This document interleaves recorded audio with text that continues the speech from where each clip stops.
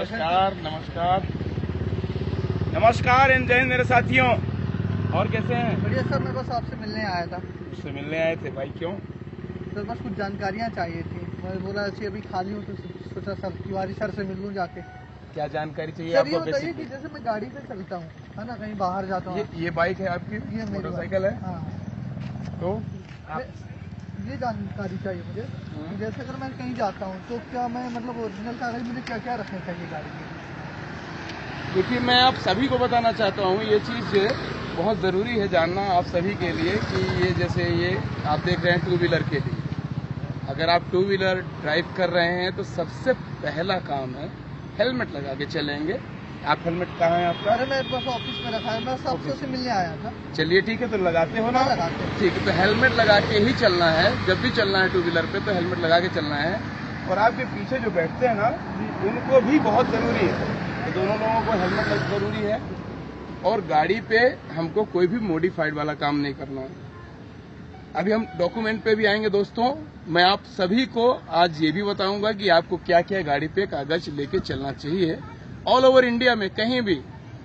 मैं आज आपको ऐसी जानकारी देने वाला हूं कि आपको पूरे देश में कहीं भी कोई भी ट्रैफिक पुलिस आपको पकड़ के चालान नहीं करेगी अगर आप ये गलती नहीं करोगे तो आप सबसे पहले ये नंबर देख सकते हो, नंबर प्लेट ये है HSRP नंबर प्लेट्स हैं। ये हाई सिक्योरिटी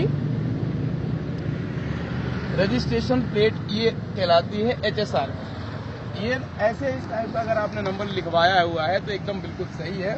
और अक्सर देखने में आता है कि लोग टू व्हीलर में आगे तरफ नंबर ही नहीं लिखवाते, उसमें जय माता दी, जय श्री राम, ओम साईं राम, भाईजान, खान साहब, तो इस तरीके की बातें अक्सर देखने में आती है। तो ये मैं आपसे हकीकत बताऊं, ये ज्यादा मैंने देखा, अनुभव किया है कि लोग आगे नंबर लिखवाना बहुत जरूरी नहीं समझते, जबकि बहुत जरूरी है। जितना जरूरी पीछे नंबर लिखवाना है उतना ही जरूरी आगे भी नंबर लिखवाना होता है। तो ये तो हो गई आपकी रूपरेखा। ये तो मोटरसाइकिल में है, आप दो पहिया वाहन में है, तो ये तो आपकी होना चाहिए। हेलमेट वगैरह तो आपको लेके लगा के चलनी है। पेपर्स क्या क्या है, तो आइए पेपर्स की बात करें हम। तो सबसे पहले है आपका आरसी होना चाहिए। सबसे पहले आरसी होना चाहिए आपका उस गाड़ी पे, मतलब कि रजिस्ट्रेशन कार्ड होना चाहिए आपका, पहली बात। दूसरी बात क्या है? दूसरी बात आपके पास ड्राइविंग लाइसेंस होना चाहिए। जो गाड़ी चला रहे हो उस गाड़ी के लिए आपका वैलिड लाइसेंस होना चाहिए। आपके पास क्या होना चाहिए? वैलिड लाइसेंस होना चाहिए। तीसरी चीज PUC, pollution under control certificate. Actually वो क्या है? PUCC, मतलब कि पोल्यूशन अंडर कंट्रोल सर्टिफिकेट। अगर 1 साल से ऊपर की आपकी गाड़ी हो गई है तो 1 साल के ऊपर की गाड़ी में आपका ये सर्टिफिकेट बनता है। मतलब कि वो देखा जाता है कि आपके इससे प्रदूषण तो नहीं उत्सर्जित हो रहा है, तो उत्सर्जन केंद्र बने रहते हैं, पोल्यूशन कंट्रोल बोर्ड होता है, तो ये आपको PUC बनाएंगे। ठीक है, तो जहाँ तक मैं ये समझता हूँ कि आपको समझ में आ रही होगी मेरी बात। आरसी पहली बात है, दूसरा आपका है ड्राइविंग लाइसेंस, तीसरा है PUC और चौथा है आपका इंश्योरेंस, गाड़ी का बीमा। ये 4 चीजें हैं, ये की पॉइंट्स हैं आपके। अब इंश्योरेंस जो है आपका कैसा होना चाहिए, मैंने एक वीडियो बनाया है इंश्योरेंस से रिलेटेड भी, मैंने एक वीडियो आपसे बताया, अभी बनाया है मैंने वीडियो, और उसमें बीमा के बारे में मैं पूरी तरीके से बताया हूँ लोगों को। एक्चुअली क्या करते हैं लोग, आपसे क्या नाम बताए आप अपना? विजय दाहिया। विजय जी, मैं सभी से रिक्वेस्ट करता हूँ, जितने भी लोग देख रहे हैं वीडियो, प्लीज मेरे बीमा वाला जो है वीडियो वो जरूर देखेंगे, क्योंकि मैंने उसमें स्पेशली बताया है कि जो फर्स्ट पार्टी बीमा है वो साल भर बाद, जब नई गाड़ी होती है, अपन नई गाड़ी खरीदते हैं, अक्सर क्या है कि जब गाड़ी खरीदते हैं वहीं से लोग बोल देते हैं 5 साल का बीमा है आपका। तो जो समझदार है, जागरूक है और जानता है बीमा कंपनी के बारे में, बीमा के बारे में, वो तो 1 साल बाद उस बीमा को क्या कराता है? रिन्यू करा देता, फर्स्ट पार्टी का जाके रिन्यू कराता है। लेकिन जिनको जानकारी नहीं है, आपसे हकीकत बताएं विजय जी, तो वो लगभग 5 साल तक यही सोच के रहता है कि मेरे पास तो बीमा है। उससे क्या है, पुलिस से आप बच जाओगे, थर्ड पार्टी बीमा भी रहेगा आपके पास तो आप पुलिस से बच जाओगे, है ना। पुलिस को तो बीमा से मतलब है, बीमा में अब ये चीजें नहीं दी गई है कि आप फर्स्ट पार्टी है कि थर्ड पार्टी है कि नहीं है, तो ये चीजें जो है, तो मैं आप सभी से रिक्वेस्ट करता हूं कि प्लीज थर्ड पार्टी के साथ साथ फर्स्ट पार्टी भी बीमा आपका होना चाहिए, इस बात का भी आप ध्यान रखेंगे आप। और ये तो 4 पेपर मैंने बता दिया आपको, क्या क्या है इसके लिए। ड्राइविंग लाइसेंस वैध होना चाहिए मैंने बताया है, मतलब कि वैलिड होना चाहिए। लर्नर लाइसेंस के आप सिंगल 2 व्हीलर ड्राइव नहीं कर सकते हो। अगर आपको लर्नर लाइसेंस पे बाइक चलाना है तो मैंने एक वीडियो बनाया था 4 व्हीलर का लर्नर लाइसेंस से रिलेटेड, आप लोग देखिएगा उसको प्लीज।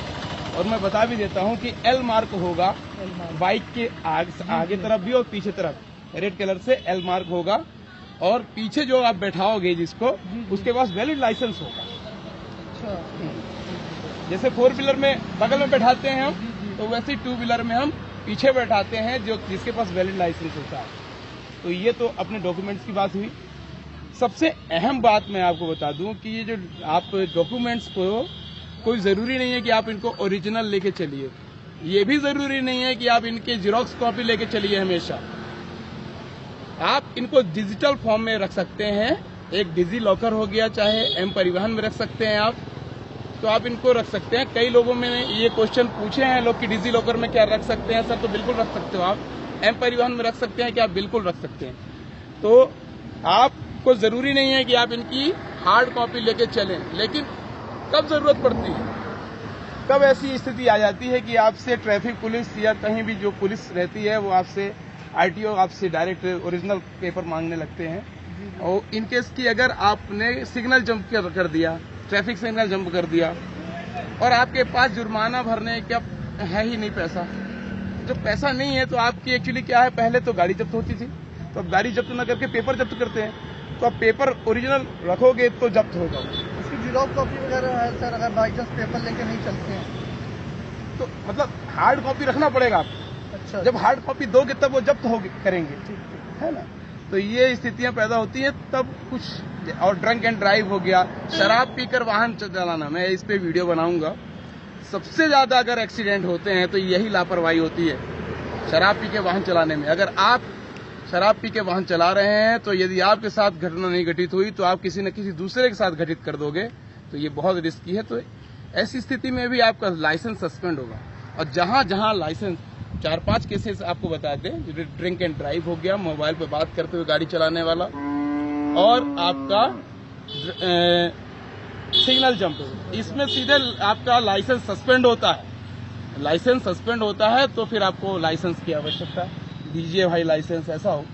तो कुछ अगर आप गलती नहीं करोगे, अगर आप चाहते हो कि मैं बिल्कुल भी कागज लेके ना चलूं साथ में, मेरे मोबाइल पे जो रखा हुआ है डॉक्यूमेंट वही सेव रहे, वही चले, और जहां भी कोई देखे मैं वही दिखा दूं, तो प्लीज आप गलतियां ये मत करो जो मैंने बताया, वो गलती आप बिल्कुल मत कीजिए।